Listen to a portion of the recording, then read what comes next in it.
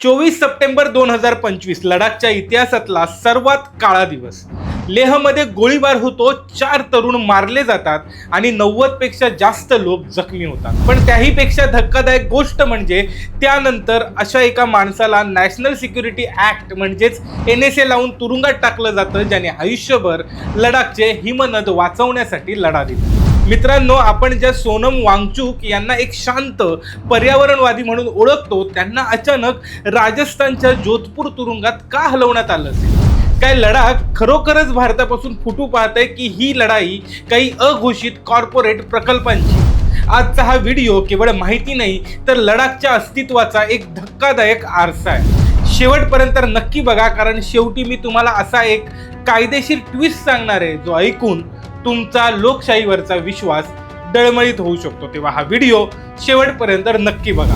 लोक म्हणतात की लडाखला राज्याचा दर्जा हवाय, पण खरी लढाई ही 6व्या अनुसूचीची म्हणजे 6th शेड्यूलची. लडाखची 97% लोकसंख्या ही आदिवासी आहे, जी 6वी अनुसूची त्यांना स्वतःच्या जमिनीवर, पाण्यावर आणि जंगलावर अधिकार देते. पण सरकारला हे का मान्य नाहीये? याची इनसाइड स्टोरी अशी आहे की लडाखमध्ये 35 GW सौर ऊर्जा आणि प्रचंड खनिज संपत्तीचे साठे. जर लडाखला 6वी अनुसूची मिळाली तर मोठ्या कॉर्पोरेट्सना तिथल्या जमिनीवर ताबा मिळवणं कठीण. वांगचुक यांचा नेमका हाच विरोध होता. आम्हाला सौर ऊर्जा हवी आहे, पण लोकांच्या चरण्याच्या जमिनी किंवा हिमनद नष्ट करून नाही, असं ते सांगत होते. आणि इथूनच ते सरकारच्या डोळ्यात खुपायला लागले.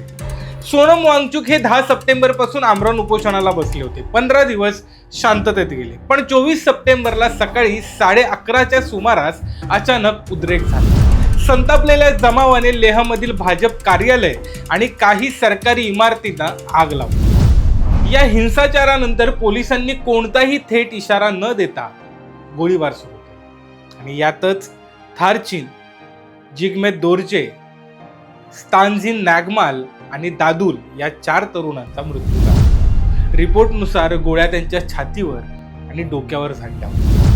प्रशासनानं याला स्वयंरक्षण म्हटलंय, पण स्थानिकांच्या मते हे दडपशाहीचं टोक. मित्रांनो, सरकारने वांगचुक यांच्यावर अरब स्प्रिंगचा ठपका ठेवला होता. पण हे अरब स्प्रिंग नेमकं आहे काय? तर 2010 मध्ये ट्युनिशिया, इजिप्त आणि लिबियासारख्या अरब देशांमध्ये जनतेने रस्त्यावर उतरून तिथल्या हुकुमशाही सत्ता उलटवून लावल्या होत्या आणि यालाच अरब स्प्रिंग क्रांती असं म्हणतात. केंद्र सरकारने न्यायालयात असा दावा केला होता की वांगचुक हे लडाखच्या तरुणांना म्हणजे जेनझींना अरब स्प्रिंग प्रमाणे सरकार उलथवून टाकण्यासाठी भडकावत होते आणि त्यांच्या भाषणांमध्ये नेपाळ आणि बांगलादेशातील जन आंदोलनाचे संदर्भ देऊन ते लडाखमध्ये अस्थिरता निर्माण करत होते. इतकंच काय, तर लडाखच्या तत्कालीन पोलीस महासंचालकांनी असा दावा केला की वांगचुक यांचे व्हिडिओ पाकिस्तानात पाठवले जातात. मित्रांनो, थोडा विचार करा की ज्या माणसानं भारतीय सैनिकांसाठी -30 अंशात गरम राहणारे तंबू बनवले, त्याच माणसावर देशद्रोहाचा संशय घेतला गेला. पण खरी गोम कुठे माहितीये? वांगचुक यांनी जे मुद्दे उचलले, जसे की नोकऱ्यांची हमी, पर्यावरणाचं रक्षण, ते पूर्णपणे संविधानाच्या चौकटीत होते. तरीही त्यांना त्यांच्या घरापासून 1600 किलोमीटर दूर जोधपूर तुरुंगात डांबलं गेलं, जेणेकरून लडाखचा आवाज दिल्लीपर्यंत पोहोचू. पण सत्याचा नेहमीच विजय का होतो याचं उत्तर आपल्याला सर्वोच्च न्यायालयाच्या सुनावणीत मिळतं. हाच तो ट्विस्ट आहे. कारण सरकारने वांगचुक यांच्या विरोधात पुरावा म्हणून जे व्हिडिओ दिले तिथे सरकार उघडं पडलं. पहिलं म्हणजे भाषणांचा गोंधळ.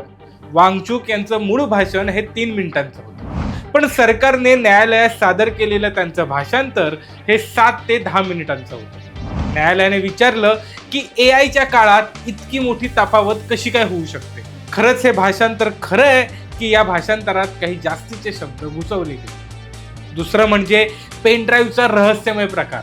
हो, वांगचुक यांना तुरुंगात पुराव्यांचा जो पेनड्राईव्ह दिला होता तोच रिकामा निघाला. विचार करा, एका माणसाचं स्वातंत्र्य हिरावून घेतलं जातंय आणि त्याला कोणते पुरावे आहेत हेच दाखवलं जातं. न्यायाधीश अरविंद कुमार यांनी स्पष्ट म्हटलं की प्रशासन वांगचुक यांच्या भाषणांचा अतिरेकी अर्थ लावत आहे. शेवटी 17 मार्च 2026 रोजी सर्वोच्च न्यायालय आपला अंतिम निकाल देणार होतं, पण त्याच्या फक्त 3 दिवस आधी 14 मार्चला सरकारनं अचानक वांगचुक यांच्यावरील NSA मागे घेतला. का? कारण सरकारला माहित होतं की जर सर्वोच्च न्यायालयाने या अटकेला बेकायदेशीर ठरवलं तर ती सत्तेसाठी मोठी चपराक असेल. मित्रांनो, वांगचूक सुटले तरी पण लडाखचे 4 तरुण परत कधीच येणार नाही. सत्याचा विजय झाला असं आपण सगळे म्हणतो, पण तो विजय खूप मोठी किंमत मोजून मिळवावा लागला आणि लढा अजूनही संपलेला नाही. लडाखचे हिमनद अजूनही वितळत आहेत.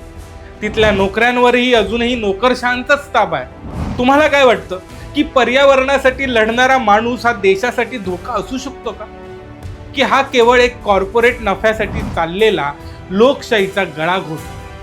कमेंट्समध्ये तुमचं मत नक्की मांडा आणि सत्य जाणून घेण्यासाठी हा व्हिडिओ जास्तीत जास्त लोकांपर्यंत पोहोचवा आणि व्हायरल कारभारला सबस्क्राईब केलं नसेल तर नक्की सबस्क्राईब करा, कारण तुमच्या पाठिंब्यामुळेच आम्हाला असे विषय मांडण्याची जिद्द मिळते, असे विषय मांडण्याचे बळ मिळते. आणि पुढील व्हिडिओ कोणत्या विषयावर करावा हे देखील तुम्ही कमेंटमध्ये मेन्शन करा. जय हिंद.